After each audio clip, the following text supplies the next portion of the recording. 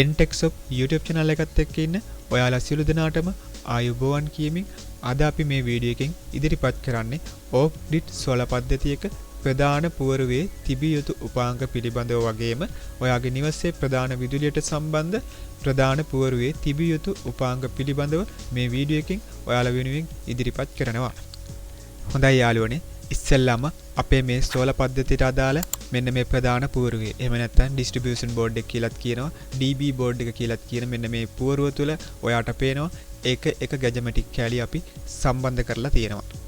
අන්න ඒ ගැජමැටික් කැලි ගැන වෙන්නෙන් වශයෙන් ඔයාට පැහැදිලි කිරීමක් මේ වීඩියෝ එකෙන් අපි සිද්ධ කරනවා. ඉතින් මේ උපකරණ වලින් මොනවද වෙන්නේ, මේවායේ කාර්ය මොකද්ද, මේවෙන් අපිට තියෙන වාසි මොනවද කියලා ඔයාට බොහොම පැහැදිලිව මේ වීඩියෝ එකෙන් අපි ගෙන එනවා. ඒ වගේම Entexop YouTube නාලිකාව මගින් අපි ඉදිරිපත් කළ off grid solar system playlist එක යටතේ මෙන්න මේ වීඩියෝ හතරත් ඔයාලා කලින් නැරඹුවා නම් ඔයාට මේ අද අපි ඉදිරිපත් කරන පස්වෙනි වීඩියෝ එකෙන් මේ උපාංග ගැන පැහැදිලි දැනුමක්, නිරාවුල් දැනුමක් ලබා ගන්න පුළුවන් වෙයි කියලා අපි හිතනවා.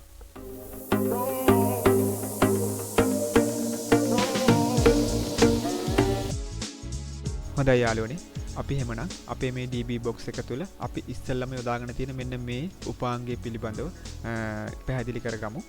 මේක ඇවිල්ලා මේක තමයි ප්‍රධාන මේන් ස්විච් එක විදියට අපි භාවිතා කරලා තියෙන්නේ අපේ සෝලාර් පැනල් වලින් නිෂ්පාදිත, ඒ කියන්නේ සෝලාර් පැනල් වලින් උත්පාදනය වන විදුලිය, DC විදුලිය අපේ ප්‍රධාන පරිපථයට යන්න පෙර කට් ඔෆ් කරගන්න, ඔන් ඔෆ් කරගන්න ස්විච් එක විදිහට තමයි මේ මේන් ස්විච් එක අපි භාවිතා කරලා තියෙන්නේ. ඉතින් මේ පිළිබඳව පුංචි පැහැදිලි කිරීමක් ඔයාට මම මේ විදිහට කරන්නම්.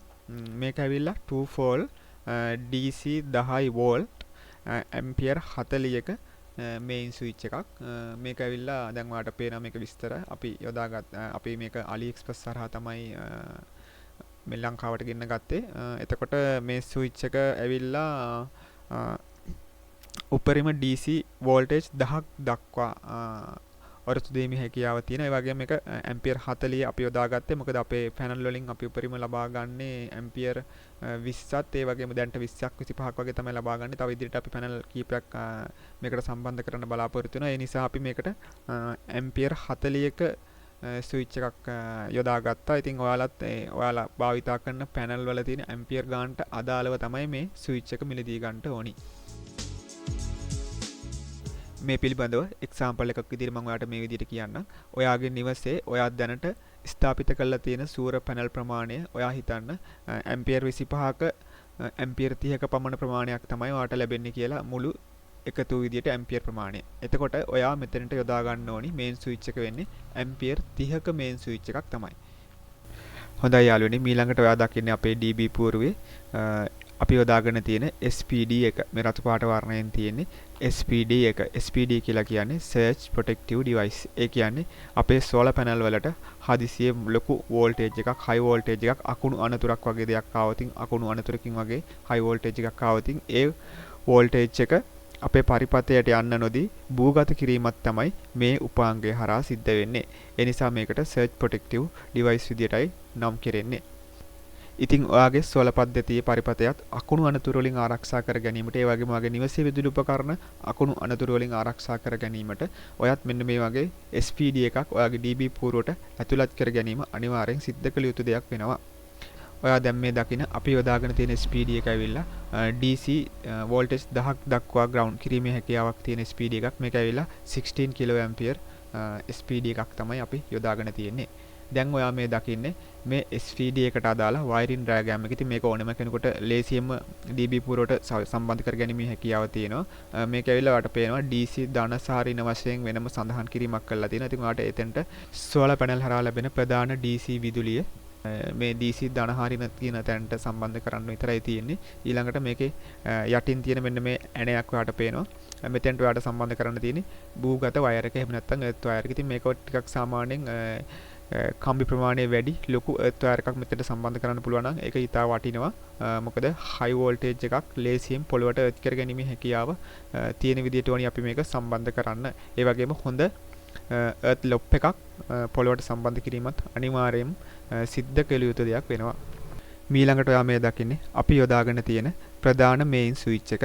ඉතින් මේ MCB එක ඇවිල්ලා DC 10 වෝල්ටේජ් දක්වා වරුත් දෙන 2 volt ඇම්පියර් 80ක සර්කිට් බ්‍රේකර් එකක්.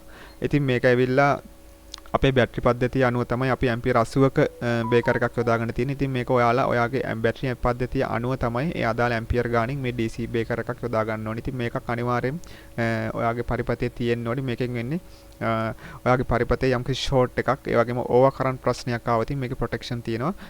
එතකොට ඔයාගේ පරිපතේ එකෙන් ආරක්ෂා කර දීම මේ MCB එක හරහා සිද්ධ වෙනවා. දැන් ඔයා මේ දකින්නේ මීට අදාළ වයරින් මැනුවල් එක. ඉතින් ඔයාලට දැන් මේක පැහැදිලිව දැක බලා ගන්න පුළුවන් වයර් සම්බන්ධ කරලා තියෙන විදිය MCB එකට ඉන්පුට් සහ අවුට්පුට් වශයෙන්. හොඳයි යාළුවනේ, දැන් ඔයා මේ දකින්නේ අපේ DB පූර්ව තුල වැඩි ඉඩක් අරන් තියෙන උපාංගයේ විදිහට තියෙන ATS කියන උපාංගය. ATS කියලා කියන්නේ automatic transfer switch කියන එක. මේක ඇවිල්ලා 2 volt automatic transfer switch එකක්. ඒ වගේම මේ ATS මිලදී ගැනීමට පෙර මේකේ වර්ග තියෙනවා. සාමාන්‍යයෙන් PV වලට වෙනම නිෂ්පාදිත වර්ගයක්, ඒ වගේම ජෙනරේටර් වලට වෙනම නිෂ්පාදිත වර්ගයක් වශයෙන් තියෙනවා. මෙන්න මේ විදිහට මේකේ රූප සටහන මගින් පෙන්වුම් කරලා තියෙනවා. සෝලා සඳහා වෙනමයි, මේ විදිහට ජෙනරේටර් සඳහා වෙනමයි. ඉතින් අපි අරගෙන තියෙන්නේ PV වලට හරියන එකක්. ඉතින් ඒක කොළ පාට සිලෙක්ටර් එකකින් තියෙන්නේ. ඔයා ජෙනරේටර් සම්බන්ධව ATS එකක් නම් ගන්නෙ. ඔයා රතු පාට සිලෙක්ටර් එකක් තියෙන මෙන්න මේ විදිහට ඒ මාක් එක සඳහන් කරලා රූප සටහන සඳහන් කරලා තියෙන ATS එකක් ඕනේ මිලදී ගන්න. දැන් අපි බලමු මේ ATS එකකින් වෙන කාර්යය මොකක්ද කියලා. ඊට ප්‍රථමයෙන් අපි බලමු මේකේ වයරින් මැනුවල් එක. දැන් ඔයා මේ දකින්නේ ATS එකට අදාළ වයරින් මැනුවල් එක. මේකේ ඇවිල්ලා වාට පේනවා ඉන්වර්ටර් එකකින් ලැබෙන කරන්ට් එක ඉන්පුට් කරන්න මෙන්න මේ විදිහට වෙනම ලයින් එකක් තියෙනවා. ඒ වගේම ප්‍රධාන කරන්ට් එක සම්බන්ධ කරන්නත් වෙනම ලයින් එකක් තියෙනවා. එතකොට මේ ස්ථාන වලට වෙන වෙන වශයෙන් මේ විදිහට වෝල්ටේජ් අපි ඉන්පුට් කරගන්න ඕනි මේකට. ඊට පස්සේ මේකේ ප්‍රධාන අවුට්පුට් එක මෙන්න මේ විදිහට අපිට ලැබෙනවා. එතකොට මේකෙන් වෙන කාර්යය මම ඔයාලට දැන් පැහැදිලි කරන්නම්. මේකෙන් වෙන්නේ අපේ ඉන්වර්ටර් එකෙන් ලැබෙන කරන්ට් එක මෙන්න මේ විදිහට මේක දැන් මේ ස්ථානයට සම්බන්ධ කරගත්තට පස්සේ යම්කිසි හේතුවක් මත බැටරි ලොස් වීමක් වෙලා අපේ ඉන්වර්ටරේ කරන්ට් එක ඕෆ් වුණොත් ඔටෝමැටිකලි මෙයා ඒක හඳුනගෙන අපිට ඩිරෙක්ට් මේන් කරන්ට් එක අපේ පද්ධතියට ලබා දෙන එක තමයි සිද්ධ වෙන්නේ. ඉතින් මේක මේ විදිහට නොනවත්වා සිද්ධ වීමක් මේ ATS එක හරහා සිද්ධ වෙනවා. එතකොට තව එකක් සඳහන් කරන්න ඕනේ, මේක ඔටෝමැටික් වගේම ඔයාලට මෙන්න මේ ස්විච් එක හරහා මැනුවල් විදිහටත් මේක ක්‍රියා කර ගැනීම හැකියාව තියෙනවා. ඒ සඳහා ඔයා මේක මැනුවල් කියන තැනට මේ ස්විච් එක යොමු කරලා සිලෙක්ටර් එක ආධාරයෙන් අපිට මේක මැනුවල් හදා ගන්නත් පුළුවන්. මීළඟට ඔයා දකින්නේ අපේ DB පූර්ව තුල මීළඟට අපි යොදාගෙන තියෙන උපාංගය වෙන ප්‍රොටෙක්ටර් රිලේ එක. මේක ඇවිල්ලා over voltage under voltage protection relay එකක්. මේක ඉතින් විශේෂයෙන් අපිට ලොකු කාර්යයක් අපේ පරිපතයට ලොකු ආරක්ෂාවක් ගෙනෙන උපකරණයක් තමයි. ඉතින් මේක ඇවිල්ලා ඇම්පියර් 63ක ප්‍රොටෙක්ටර් රිලේ එකක්. මේ පිළිබඳව ඔයාලට මම මෙන්න මේ විදිහට පැහැදිලි කිරීමක් කරන්නම්. මේකෙන් වෙන කාර්ය පිළිබඳව ඔයාලට පේනවා මේකේ ඩිස්ප්ලේ දෙකක් තියෙනවා. ඉතින් මේකේ උඩින්ම තියෙන ඩිස්ප්ලේ එක රතු පාට ඩිස්ප්ලේ එක අපි ගත්තොත් එහෙනම් මේකේ තියෙන්නේ අපිට අවශ්‍ය වෝල්ටේජ් එක තමයි මෙතන සඳහන් කරගන්න තියෙන්නේ. මේකේ තියෙනවා settings බටන් 4ක් තියෙනවා. ඔයාට අපි හිතමු ඔයාට ඕනි 220යි වෝල්ටේජ් එක කියලා. එතකොට ඔයාට අවශ්‍ය 220යි වෝල්ටේජ් එක නම් ඔයා 220යි වෝල්ටේජ් එකට ඕනි මේක අපි settings හදාගන්න. එතකොට අපි මේක උපරිම 250කට තිබ්බොතින් එහෙම එතකොට 250කට වැඩි වෝල්ටේජ් එකක් අපිට ලැබුණොතින් ඒක ඔයාට පරිපතයට යන්න නොදී මේකෙන් ප්‍රොටෙක්ෂන් වෙනවා, ආරක්ෂා වෙනවා. ඒ වගේම ඔයාට ඕනි අවම වෝල්ටේජ් එක අපි හිතමු 200 වෝල්ටේජ් කියලා. එතකොට ඔයා 200 වෝල්ටේජ් විදිහට මේක සඳහන් කිරීමක් කළොතින් 200 වෝල්ටේජ් එකට අඩු වෝල්ටේජ් එකක් යම් හේකින් ආවතින් එහෙම පරිපතයට එම කරන්ට් එක යන්න නොදී ඔයාගේ වෝල්ටේජ් එක 220 වගේ නියතයක තබාගෙන අවශ්‍ය වෝල්ටේජ් එක පමණයි ඔයා සඳහන් කර වෝල්ටේජ් එක පමණයි ඔයාගේ පරිපතයට ලබා දෙන්නේ. ඒ වගේ ප්‍රොටෙක්ෂන් එකක් තමයි මේකේ තියෙන්නේ. ඕවර් වෝල්ටේජ් අන්ඩර් වෝල්ටේජ් විදියට ඔයාට අවශ්‍ය විදිහට සෙටින්ග්ස් සකසා ගැනීමේ හැකියාව තියෙනවා. ඒ වගේම මේ යට තියෙන ඩිස්ප්ලේ එකෙන් ඔයාට අවශ්‍ය කරන්ට් ප්‍රමාණය සකසා ගැනීමේ හැකියාවක් තියෙනවා ඒ විදිහටම. ඉතින් දැන් ඔයා දකින්න ඊට අදාළ වයරින් මැනුවල් එක. ඉතින් මේක ලොකු දෙයක් නෑ. මෙන්න මේ විදිහට ඔයාගේ ප්‍රධාන කරන්ට් ලයින් එක ඉන්පුට් කරලා අනිත් ලයින් එක අවුට්පුට් කරලා ඔයාගේ පරිපතයට සම්බන්ධ කරන්න විතරයි තියෙන්නේ. හොඳයි යාළුවනේ, දැන් ඔයා මේ දකින්නේ අපේ DB පුවරුව තුළ අපි අවසානයේ යොදාගෙන තියෙන උපාංගය වන 6-in-1 AC මොනිටර් එක. ඉතින් මේකිනුත් ලොකු කාර්යයක් අපේ පරිපතයට සිද්ධ කරලා දෙනවා. ඉතින් මේකෙන් වෙන්නේ වෝල්ටේජ් ටික ඩිස්ප්ලේ කරලා දෙන එක තමයි. ඒ කියන්නේ මේකේ ඔයාට පේනවා උඩින්ම වොට්ස් ගාන. ඒ කියන්නේ අපි දැනට පාවිච්චි කරන වොට් ගාන තමයි මෙතන පෙන්වන්නේ. ඒ වගේම ඔයාට පේනවා ඊට යටින් තැඹිලි පාටින් තියෙනවා ඒකෙන් පෙන්වන්නේ කිලෝවොට් ප්‍රමාණය. ඒ කියන්නේ අපි පැයකදී පාවිච්චි කරන වොට් ප්‍රමාණය තමයි එතන තියෙන්නේ ඒකක ප්‍රමාණය. ඒ වගේම ඊට යටින් දැනට තියෙන වෝල්ටේජ් එක AC වෝල්ටේජ් එක පෙන්වනවා. ඒ වගේම හර්ට්ස් ප්‍රමාණය හරියටම මේක හර්ට්ස් ප්‍රමාණය පෙන්වනවා.